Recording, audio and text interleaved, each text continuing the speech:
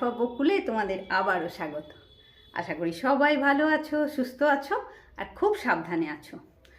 যেমন তোমাদেরকে আমি বলেছি, আমি শীতকালে কিভাবে আমার স্কিন ভালো রাখি সেটা আমি তোমাদেরকে পরপর দেখাতে থাকবো। তো আজকে আমি করব স্কিন অয়েলিং। আর আমি রান্নাবান্না সব করতে করতেই আমার স্কিনের যত্ন করি, সেটাই তোমাদেরকে আমি দেখাই। আমি স্পেশাল করে কিছু করি না, যা করি সব ঘরের কাজকর্ম সারতেই করি। তো রান্না মোটামুটি হয়ে গেছে, এখন আমি করব স্কিন অয়েলিং। আমার মুখটা আমি দুধ আর বেসন দিয়ে ধুয়ে এসেছি। দেখো, শীতকালে না সপ্তাহে একদিন করেও যদি স্কিন অয়েলিং করা যায় তাহলে কিন্তু স্কিনটা খুব ভালো থাকে, মানে নরমও থাকে, প্লাস তোমার স্কিনে যে রিঙ্কেলস পড়ে, মানে আমাদের যে বয়স হয়ে গেছে এখন যে স্কিন কুঁচকে যায়, জড়ো হয়ে যায়, সেটাও কিন্তু হয় না যদি সপ্তাহে একদিন করে। আর দেখো, আমি যেটা করি খুব সিম্পলভাবেই করি কিন্তু, আর সেটাই তোমাদেরকে আজকে আমি দেখিয়ে দিচ্ছি। দেখো, অয়েলিংয়ের জন্যে আমি নেব এই যে নারকোল তেল। আমার কাছে এই নারকোল তেলটা আছে, আমি এটাই ইউজ করি। তোমাদের যদি অন্য কোনো নারকোল তেল বাড়িতে থাকে তোমরা সেটাও ইউজ করতে পারো। আর এই নারকোল তেলের সঙ্গে আরেকটা তেলও আমি মেশাবো, সেটা দেখাচ্ছি। দেখো, আমি শুরুতে অল্প একটু নারকোল তেল কিন্তু নিয়ে নিলাম। আর এই নারকোল তেলের মধ্যেই নেব এই দেখো ক্যাস্টর অয়েল, বা অ্যারেন্ড তেলও বলে, ক্যাস্টর অয়েলটাকে অ্যারেন্ড তেলও বলে। তো এই হচ্ছে তেলটা। আর এমনি ক্যাস্টর অয়েল কিন্তু খুব মোটা, মানে অনেকটা মধু টাইপের। তো ওই জন্যে ক্যাস্টর অয়েলটা আমি জাস্ট 1 ফোঁটা, যা নারকোল তেল নিলাম, মানে দেখো এইগুলো আমি চামচে মেপে তো নিলাম না, মোটামুটি ঢেলে নিলাম। তো আন্দাজ মতন যা নারকোল তেল নিলাম তার হাফ নিলাম ক্যাস্টর অয়েল। তো এবারে এই দুটোকে খুব ভালো করে মিক্স করে নেব। খুব ভালো করে আগে বাটির মধ্যেই মিক্স করে নেবে, দিয়ে তারপরে এটা হাতে নিলাম তেলটা। আর এবারে হাতে তেলটাকে নিয়ে এইভাবে, এই যে হাতটা ঘষছি, এইভাবে তেলটাকে একটু গরম করে নেবে। গরম করে নিয়ে তারপরে মুখের মধ্যে দেবো। কিন্তু বেশ একটু গরম হয়ে গেছে, মানে হাতটা ঘষতে ঘষতেই বুঝতে পারবে তোমরা, হাতের মধ্যেই তেলটা গরম হয়ে যাবে। তখন এইভাবে আগেই পুরো মুখে তেলটা লাগিয়ে নিতে হবে, তারপরে ম্যাসাজ হবে। আবার একটু ঘষে নিলাম, নিয়ে আর এই ঘষে নেওয়ার পরে যখন তেলটা মুখে দেবে তখন দেখবে মুখটাতেও একটা তাপ তাপ লাগবে, মানে হাতের যে তাপটা মুখে লাগবে, যখন মুখেও তাপ লাগবে। আর নারকোল তেল তো ভালো, আমরা সবাই জানি। আর এই ক্যাস্টর অয়েলও খুব ভালো, মানে ক্যাস্টর অয়েল স্কিনের জন্যে যতটাই ভালো ততটাই ভালো চুলের জন্যে, খুব ভালো। মানে আমি বলছি বন্ধুরা, ক্যাস্টর অয়েলের অবশ্য দাম একটু বেশি। তোমরা যদি এরকম ছোট্ট একটা কিনে 1 সপ্তাহ চুলের লাগাও না, মানে একটু ক্যাস্টর অয়েল নিয়ে এমনি এমনি করে চুলের ভেতরে ভেতরে লাগিয়ে দাও না, দেখবে তোমার ওই 1 সপ্তাহ পরে না তোমার চুল পড়া কমে যাবে। তো সেই রকমই ক্যাস্টর অয়েল তুমি যদি মাখো নিয়ম করে এই নারকোল তেলের সঙ্গে এইভাবে মিশিয়ে, তুমি নিজেই বুঝতে পারবে 1 সপ্তাহ পরে তোমার স্কিন কতটা টান টান হয়ে গেছে। মানে অনেক সময় বেসনের সঙ্গেও, বেসন, দই, এসব যে আমরা মুখে প্যাক লাগাই, সেই প্যাকের সঙ্গেও যদি ক্যাস্টর অয়েল মিশিয়ে মাখো খুব উপকার পাবে। দেখো, এই তো পুরো মুখে আমার।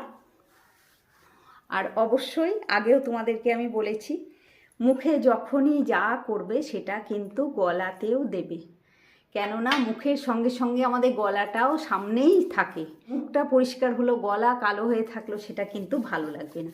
ওই জন্যে সব সময় রূপচর্চাতে যাই করবে, মানে হাত টাতগুলো যদি বা কোনো দিন না দাও, হাত তো দেওয়াই উচিত, যদি বা না দাও গলা অবশ্যই দেবে। গলাতেও অবশ্যই যা প্যাক যখন লাগাবে মুখে অবশ্যই গলাতে লাগাবে। তো দেখো এতেও মাখা হয়ে গেছে। এবারে এইভাবে হাতটাকে একবার করে গরম করবে আর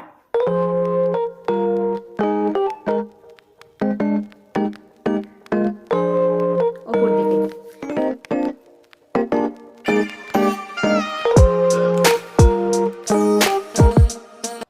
পুরোটা ওপর দিকেই কিন্তু তুলতে হবে। চোখে যখন করবে রিং ফিঙ্গার যেটা, সেটাকে নিয়ে হালকা হাতে চোখের চারপাশে করবে। চোখের চারপাশে কিন্তু কোনো রকম চাপ দেবে না।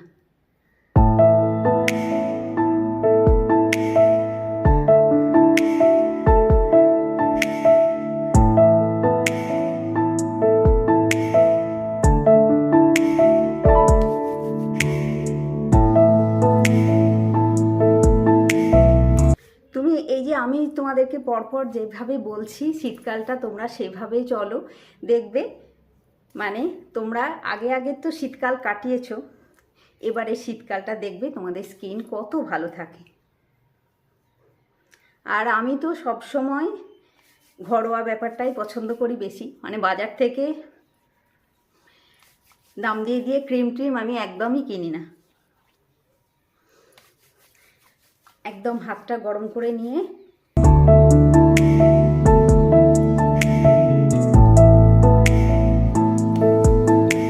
মানে এই করতেই না তোমরা দেখবে মুখ টুকগুলো একটু লাল লাল হয়ে যাবে।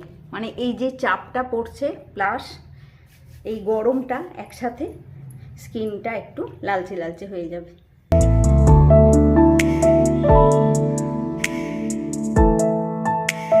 মানে আমি যেটা জানি আমি সেটাই করি।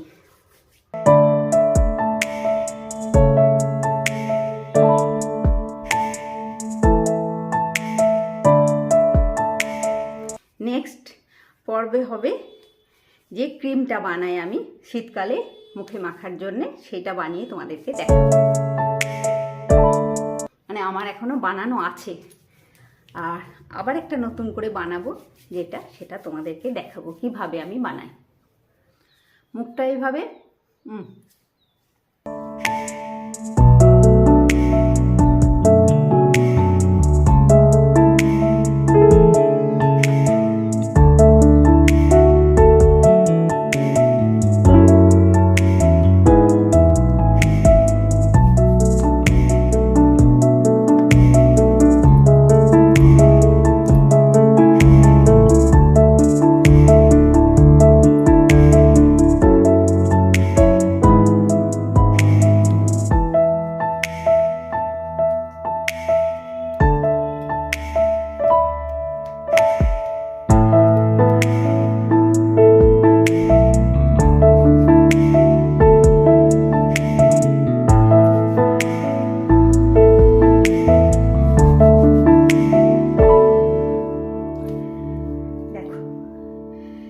কিন্তু মুখে অয়েল লেগে নেই, মানে মুখটা একদম পুরো ড্রাই হয়ে গেছে।